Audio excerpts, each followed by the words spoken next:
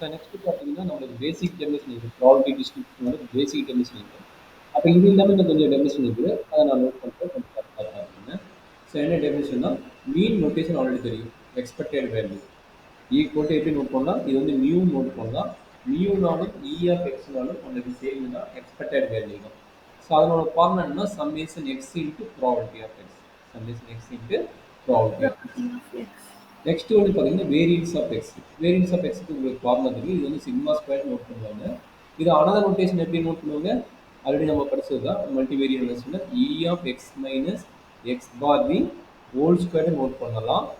R another formula என்ன note பண்ணலாம், E of x square minus E of x the whole square note பண்ணலாம்.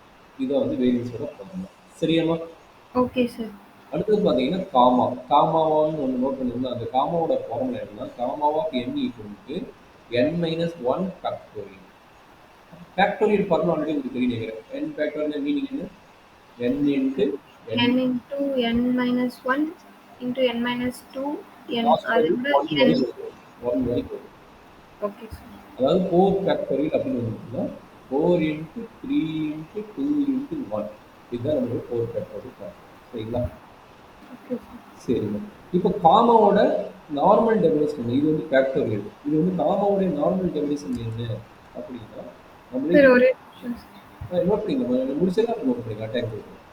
அப்போ காமாவா definition என்ன சொல்றாங்கன்னா இன்டெகிரல் ஃபார்முலா மாற்றுறாங்க. Integral 0 to infinity x power n minus 1 into e power minus x into dx. இதான் வந்து காமாவா என்னோட ஃபார்முலா. அதே இன்னொரு ஃபார்முலா சொல்றாங்க gamma of n divided by alpha n. இதனோட ஃபார்முலா என்னன்னா இன்டெகிரல் 0 டு இன்ஃபினிட்டி தான் எக்ஸ் பவர் n மைனஸ் 1 தான். இது எக்ஸ் பவர் n மைனஸ் 1 தான். இந்த இ பவர் மட்டும் என்ன ஆகுதுன்னா e power alpha x into dx. ஓகேங்களா? இந்த ஃபார்முலா இப்போ வர பேசிக் யூஸ் பண்ணுவோம்.